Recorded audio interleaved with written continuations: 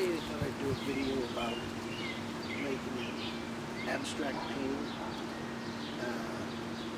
and this is the way I would approach it. Sometimes I think seeing different ways that people would do something is helpful. I'm going to start this with an underlayer, which should end up giving a pretty interesting underneath layer for the painting.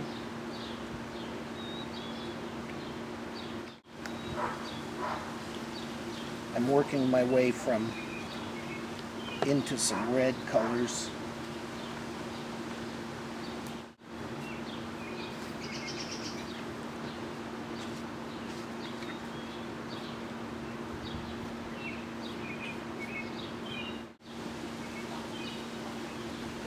Extra branches on. Going back in and blending a little bit in some places.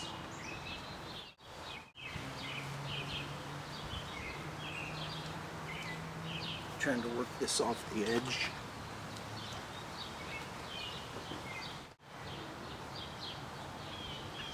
Working my way over to a brighter yellow.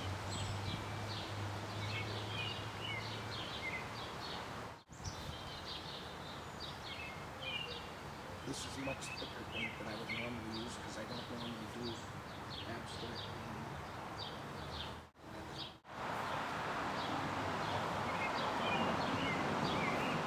It's dark yellow. Trying, like I said, I'm trying to get pretty bright yellow right here in some part.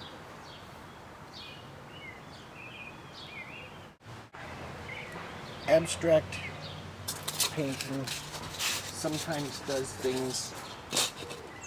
You use tools and things that I wouldn't normally use. I went and bought a few items from the hardware store today.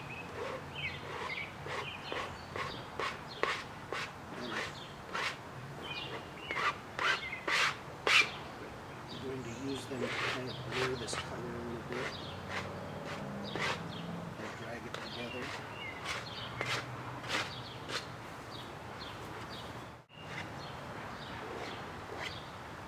Scratching down to the canvas in a few places.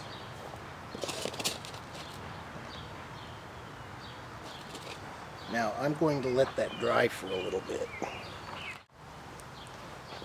Okay. This is dried a little bit, but I'm going to mess around with the surface a little bit with a tool that I made from a pot that I got with some plants in it. I just cut a little piece out. I can scratch around on the surface with this.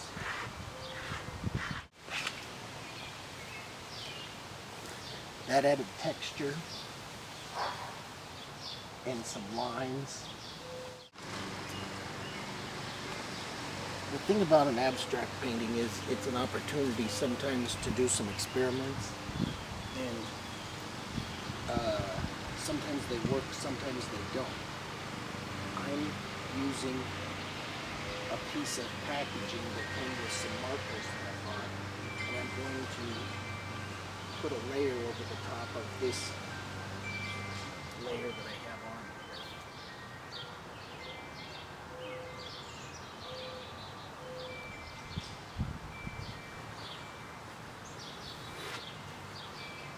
Now the things that we do in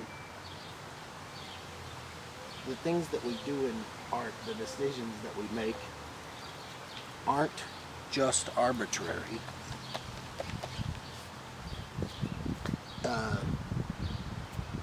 Like I said, I usually paint realism, but because I've done that, I know something about the interaction of the colors, and I'm not just blindly putting these paints on here.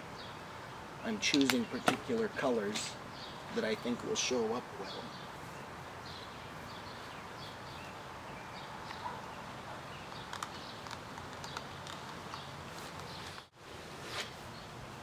On the surface below. Before that completely dries, I'd like to do an experiment with another. This is a piece of edging for like the garden. It's plastic, it bends, and I'm going to use this to move the painting another direction.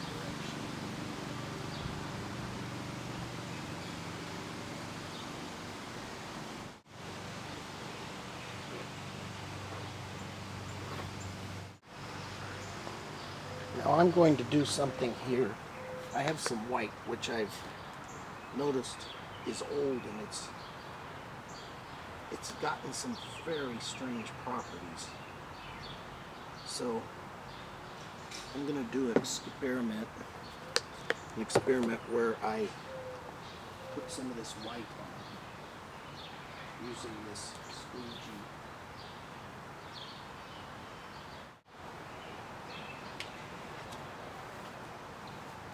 Now that white is not behaving properly at all, and yet it has an interesting effect.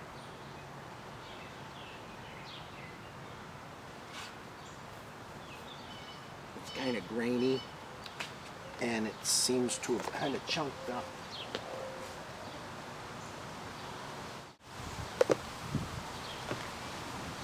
Try another swap.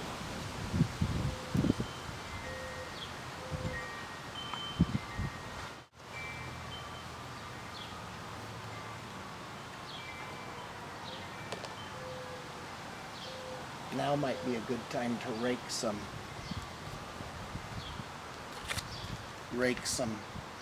little scrapes in there with one of these flexi.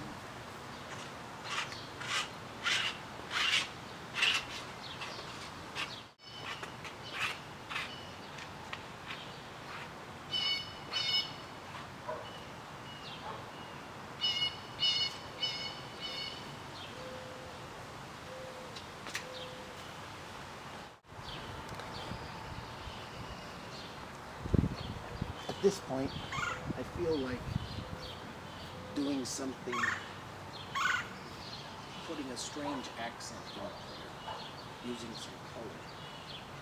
This may work, it may not.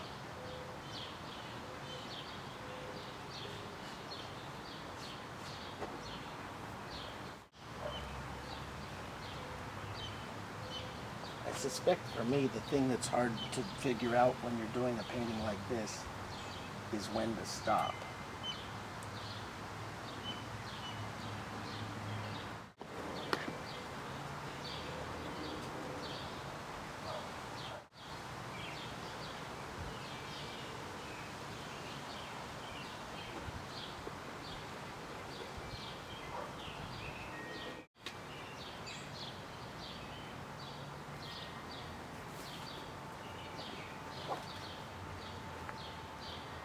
I think I'll call that good.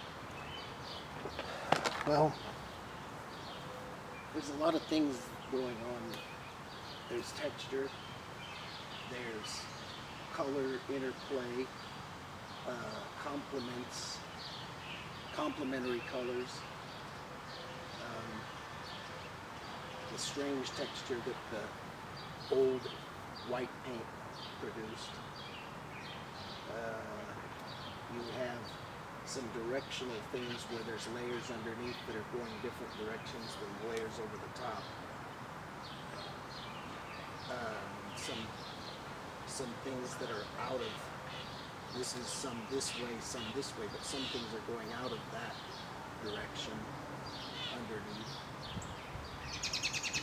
I didn't intend any of those things, but if you know something about the elements and principles of art, after you have worked with something like this, then you can go back and analyze it in terms of those things and what happened.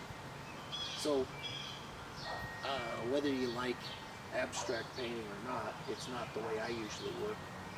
It still can give you information about the behavior of the paint and maybe surprise you and give you some trick that you can use to produce something in a realistic painting, an effective. Like some of these things look a little like reflections in water, for instance. So, alright, there it is.